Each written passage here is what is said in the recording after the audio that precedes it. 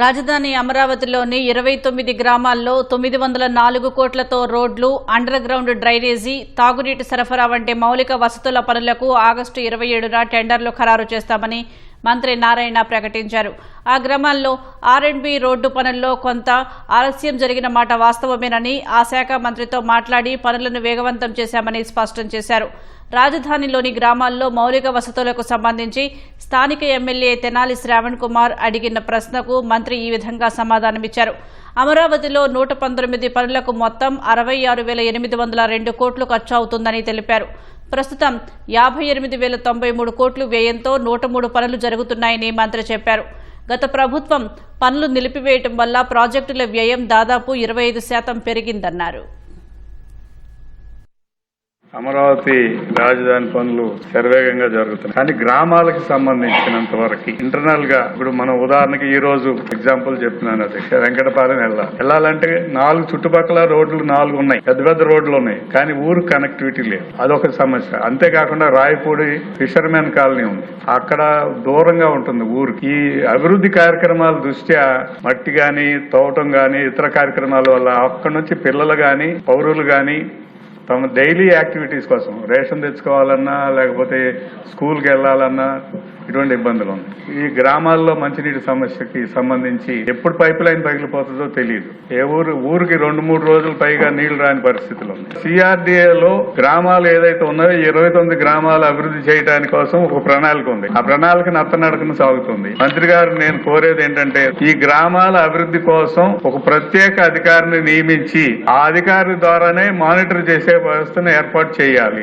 29 గ్రామాలు కూడా ప్రయారిటీ. మేము కూడా చాలా మంది మిత్రులు చెప్పినప్పుడు చాలా సమస్యలు మా దృష్టి కూడా తెస్తా ఉన్నారు. అది మంత్రి గారు పరిశీలించి ఒక యాక్షన్ ప్లాన్ తప్పనిసరిగా వెంటనే చేయాల్సింది. ఆ 29 గ్రామాలకు మౌలిక సదుపాయాలు. రెండోది మొత్తం ప్రాజెక్టు ఎంత అవుతుంది, మీరు 40,000 కోట్ల రూపాయలు ఇప్పుడు పూలప్ చేసిన మొత్తం ప్రాజెక్ట్ కాస్ట్ ఎంత అవబోతుంది, పూర్తి అవడానికి ఎన్ని సంవత్సరాలు పడుతుంది అనేది ఒక అంచనా. అలాగే రైతులకు సంబంధించి ఫ్లాట్లు, రిటర్నబుల్ ఫ్లాట్లు ఇచ్చారు. మౌలిక సదుపాయాలు ఇంకా మెరుగుపడాలి. 10 సంవత్సరాల వరకు కౌలిస్తానన్నారు అధ్యక్ష. 10 సంవత్సరాలు దాటిపోయింది ఆల్రెడీ. 12వ సంవత్సరం వచ్చింది. ఎన్ని సంవత్సరాల వరకు పొడిగిస్తుంది? ఎందుకంటే ఇన్ఫ్రాస్ట్రక్చర్ తయారయ్యి మళ్ళీ మౌలిక భవన నిర్మాణాలు వస్తే గానీ వాళ్ళకి రిటర్న్ రాదు సార్. రిటర్న్ రానంతసేపు వాళ్ళు నష్టపోతూ ఉంటారు. 904 కోట్లతో ఎస్టిమేషన్ వేశారు అధ్యక్ష. రోడ్స్ కావచ్చు, ఆ గ్రామాల్లో కూడా అండర్ గ్రౌండ్ చేసేటట్టుగా, అదేవిధంగా లైట్స్, అదేవిధంగా డ్రైన్స్, వాటర్ రైనీ సీజన్ లో డ్రైన్స్ పోయేటట్టుగా, అదేవిధంగా వాటర్ ప్రస్తుతం ఆ విలేజ్ లో పర్ హెడ్ 40 LPD వాటర్ ఇస్తున్నారు అధ్యక్ష. అలా కాకుండా క్యాపిటల్ సిటీ మిగతా దాంట్లో ఏదైతే 135 లీటర్లు పర్ డే ఇస్తారో అదే విధంగా అక్కడ ఉన్న పైప్ లైన్స్ అన్ని కూడా తీసేసి